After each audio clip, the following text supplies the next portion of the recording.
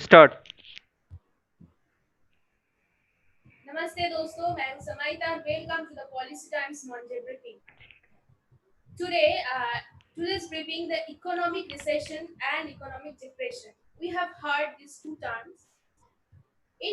Today I will discuss the economic recession and economic depression. Are we living in a recession or depression, and is COVID-19 an economic recession or depression? Next, what will be the impact of COVID-19 on our economy?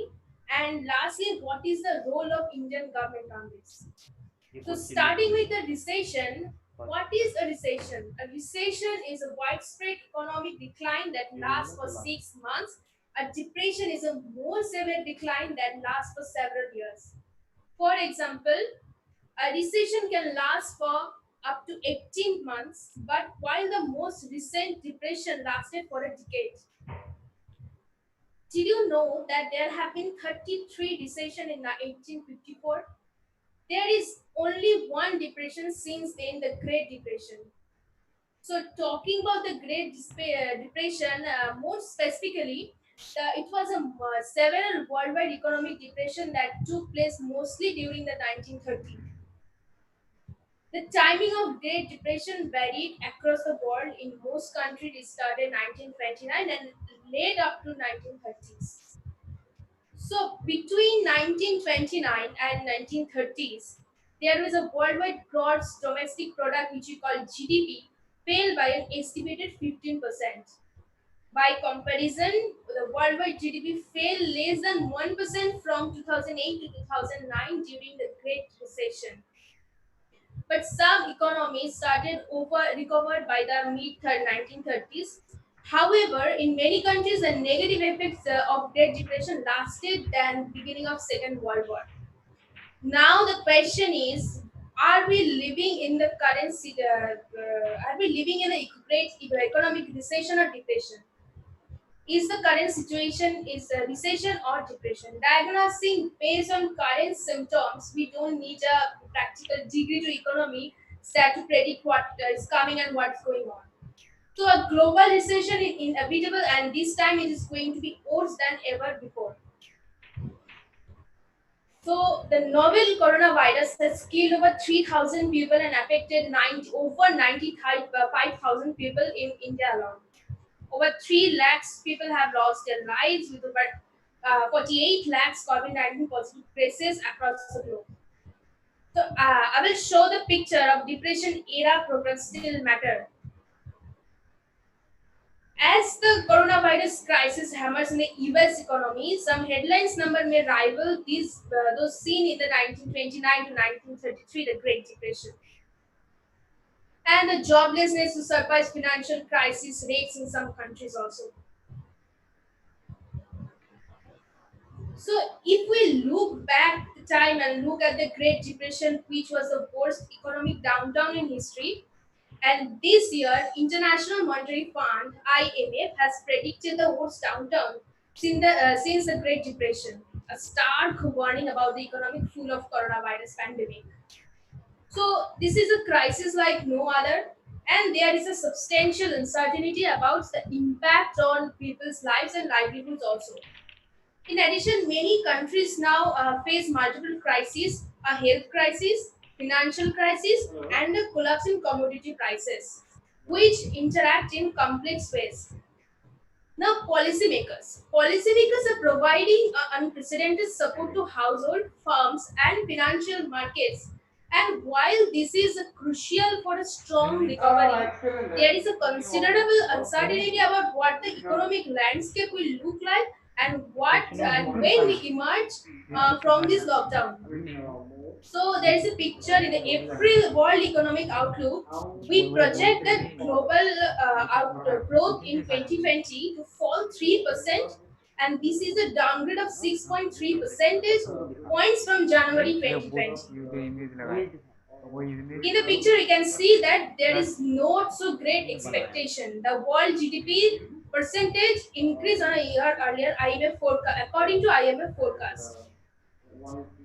So this makes the great lockdown since worst recession in the Great Depression and far worse than a global financial crisis. Now, defining the financial crisis, what would be the impact of COVID 19 and the challenges in financial sectors in India? As it exists 2019 and 20, India's biggest challenge in the months ahead will be the redeeming bonds and meeting other loan obligations at a time when cash flows will be hard to come by. Corporate bonds and with approximately 90 odd rupees 92,000 crore and commercial paper worth around 78,000 crore are coming up for repayments towards the end of the May. The last 3 months breather on low rate repayments to banks and NBFCs will help out only temporarily. Given how highly leveraged companies are, deterioration and what are already very fragile balance sheet can be ruled out. The recent spate of downgrades, more than a dozen a day, in the last 3 months had made banks even more risk averse and expect for the top tier players, you can hope for fresh lines of credit. Now, talking about the banking era and banking service impact, what will be the impact on banking service in India?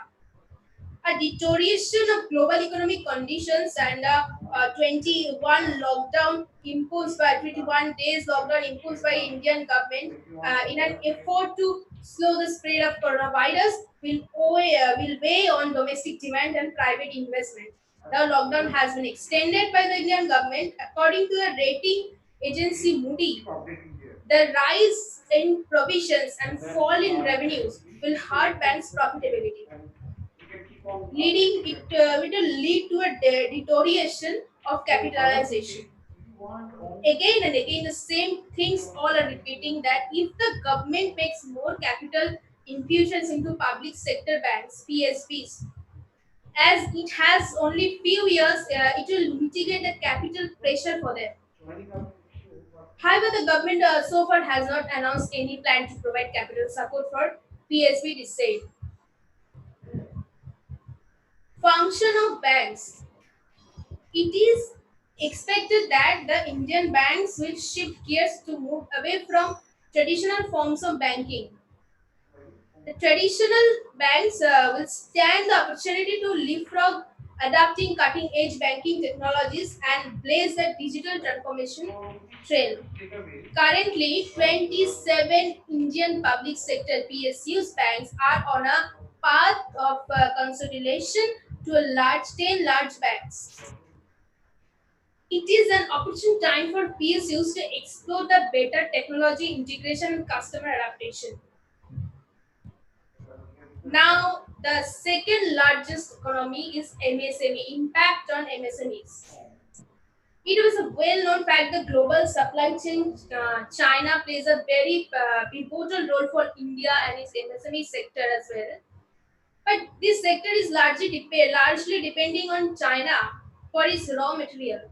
For example, India drug makers source almost 70% of their ingredients from China, Chinese factories and Chinese मैंने foods मैं link send कर worth दिया. $30 billion. Thus, complete lockdown of China in partial lockdown of India has led to various issues ranging हाँ from YouTube पे. shrinkage of export, cessation of production, non-availability of manpower, and the uncertainty of consumption and liquidity squeeze in the market as well.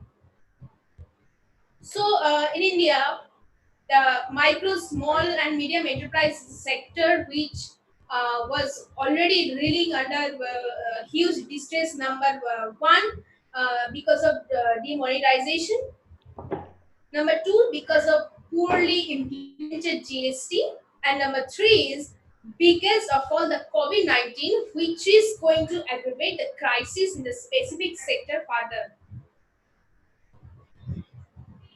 Now the countries put under lockdown in May 31st. So one thing is pretty sure that the MSMEs will be taking a maximum hit, and then the distress sector will render many people jobless and will lead to a closure of thousands of industrial outlets forever. A study commissioned by All India Manufacturers Organization AIMO, India is currently home to over 75 million MSMEs and close to 25% of these firms will face closure. If the lockdown imposed due to COVID-19 goes beyond 4 weeks, while a whooping 43% will shut shop if panic extends beyond 8 weeks. So on May 12, Prime Minister Narendra Modi announced that the 20 lakh crore stimulus packages would revive the economy and benefit all the section of society from migrant workers and to business includes MSMEs. What is in the package? What is in for MSMEs? So we can say that collateral free loan of rupees 3 lakh crores for MSMEs that have become unavailable or loan defaulters. So, second is subordinate debt provision of 20,000 crore has been announced for 2 lakh MSMEs. Further MSME receivables from the government and CPSCs will be released in the next 45 days. It is expected that the Small Industry Development Bank of India will be the nodal agency for micro, small, and medium enterprises. The fiscal stimulus has primarily focused on MSMEs, which account for 35% of the GDPs and contribute to one third of the exports. The third largest industry in our country is IT industry. On the supply side, Indian IT services face issues such as travel restrictions to developed countries as well as closure of offices or work from home at various offshore development centers as well as onshore, thereby impacting movement of labor. At the initial stage of projects, movement of labor at client side is essential, while later the same can be managed remotely, ICRA explained. New project to be commissioned will be delayed by a minimum 3 to 6 months, while project the pipeline will also face delays, the agency ICRA cautioned. The margins from for the Indian IT service are already facing challenging operating environment characterized by continuing pressure on commoditized IT services, wage inflation, higher on-site costs necessitated by visa curbs, as well as lower discretionary spend by corporates. Though management of IT companies has restrained to quantify the potential impact of COVID-19 breakout on the financial area, there has definitely been a disruption in service delivery and execution due to the travel restriction, clients confidentiality clauses, and work from home advisory since mid March. Now the interesting is work from home policy, which we have been doing since the March. But think about that. Is it possible or acceptable for all sectors? Can everyone adapt this? As of now, I have briefed three major industrial impact of COVID-19 on those sectors. Based on this situation, many sectors now adapted work from home policy. So several millions of workers across diverse sectors are asked to self-quarantine, and understanding of the impact of this shift and mitigation strategies become critical. The insights from a prior studies on the impact of work from home arrangements do not extend to the current context, since these arrangements were mostly limited to a select group of workers and or for organization and were often self-selected. Is that right? So in India, Cognizant companies like Cognizant, Flipkart, Amazon, Ola, Uber, Swiggy, Paytm, and so on, and take among of these, take Mahindra were among the first companies to institute the work from home policy. So, for example, occupations with highest suitability to work from home include occupations such as director. computing professionals, and general manager who also require minimal human proximity in the executing their jobs. In contrast, the occupation with least suitability to work from home include professions like drivers, sales professionals, and domestic help that are also characterized by high human proximity. So, however, what is interesting is that the certain occupations, although characterized by high human proximity and low suitability to work from home, may well be amenable to this shift through technological innovation and technology-enabled business model. Teaching for the teaching associate, a professional is an occupation with low suitability to work from home. However, in the past few days, we have witnessed several edtech companies like Byju's and Coursera offer their content for free to students. This can likely lead to changes in consumer behavior and render learning and teaching more suitable work from home than in the past. Similar innovations are coming to light in other areas such as telemedicine as well. A survey done by the Hindu is saying that disruption will be higher if jobs require more human proximity at the same time. There is less potential for a work from home. So today is now looking forward to this. So today the economic outlook for the world is bleak, with the coronavirus crisis already causing one of the most severe shocks to global growth in a century. Projections are that the second quarter of 2020 will be the worst quarter in generations. Policymakers need to come forward. Understanding the world's economics were intertwined, policymakers in this section took unprecedented steps. Notably in October 2008, major central banks across the world cut interest rates simultaneously. And with the threat of another Great Depression looming, the group of 20 leading nations become a powerful, action oriented body covering heads of state and government in coordinating a global response to the crisis. These actions were to key saving the odds and repositioning the world economy toward growth. Now, the policy actions plan. The effects of India's 21-day lockdown has been extended and with varying degrees of severity across all the sector of Indian economy. The service sector, especially segments such as retail, aviation, and entertainment, has been directly hit. The manufacturing sector too has suffered. Production shut down, labor and supply chain disruptions, especially for companies exposed to international trade, as well as chain disruption, as well as falling consumption, have raised serious concern about the short to medium term viability of many businesses, including MSMEs. We all we have been all focused on services sector now. But have you thought about the healthcare, education, and daily wage workers? No, the government does not pay attention enough attention on this. The government announced a stimulus package, but what after that? A big question mark. The COVID-19 pandemic has created a crisis in India has ever faced. And the health workers, daily wage workers, manufacturers, exporters, importers are calling for speed. They need multilateral cooperation to ensure contain of the spread of COVID-19, keep the Indian economy strong, and to ensure our nation's economic resilience.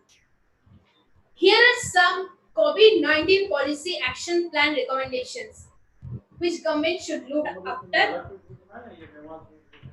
So number one, I will tell you show the policy actions bullets. So number one, recognize the Indian manufacturers' critical role in the COVID-19 response. Number two, ensures economic security for health workers, daily wage workers, manufacturing workers. Number three, keeping workforce and workplace safe and healthy. And number five, Encourage resilient growth in India. Number 6, encourage long-term job growth. Now, the actions which need to take urgently are: number one, investment in research and efficient data sharing for an effective treatment and the potential vaccine against COVID-19, which must be accessible for all. Number two, stockpiling of essential medical equipment, material, and supplies, provision of test kits for regions which are highly affected, efficient and flexible joint procurement for medical supplies. Strengthen the public health agencies through the mobilization of all public health tools available in the Indian level. Number three, launch a temporary Indian minimum income scheme in order to protect all types of workers, self-employed and small businesses, including particular workers and self-employed in precarious forms of work and low-income families. Number four, ensure continuous supply and distribution of essential goods and vital medical and protective equipment within the single market. Number five, ensure reliable food supplies from agriculture, fisheries, and food business during and beyond the immediate health crisis, safeguarding their continued production and barrier-free transport across the single market. Number six, launch a comprehensive anti-poverty strategy, and strengthen social security system. The Indian government should focus on most vulnerable, including children and single parents households. Number seven, bridging the digital divide and invest quality access to the internet, in particular to support online learning and schooling in remote areas, as well as physical facilities for individuals and families to buy computers. Number 8, taking preventive measures for refugees and asylum seekers that are in hotspot and detention centers. Number 8, investing and building a public health system in India, encouraging member states to reinforce the hiring of medical staff and with enough resources to salaries and medical equipment to their national health system.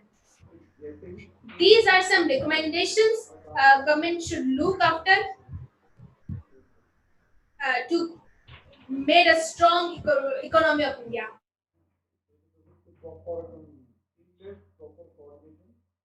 Up with the COVID-19. To say in Asia, countries including India, China, Indonesia, Japan, Singapore, and South Korea account for about 85% of all the COVID-19 cases on the continent. Now, South Korea stands out since business and economic activities were not completely stopped, and therefore their economy was not severely affected. China, talking about China, this is recently lifted its lockdown, and since then has been gradually reopening its economy without an aggressive second wave of infection so far. Further, even as economic activity resumes gradually, the situation will take time to normalize as consumer behaviors change as a result of continuous social distancing and uncertainty about how the pandemic will evolve. Thank you for watching. See you in next video. Namaskar.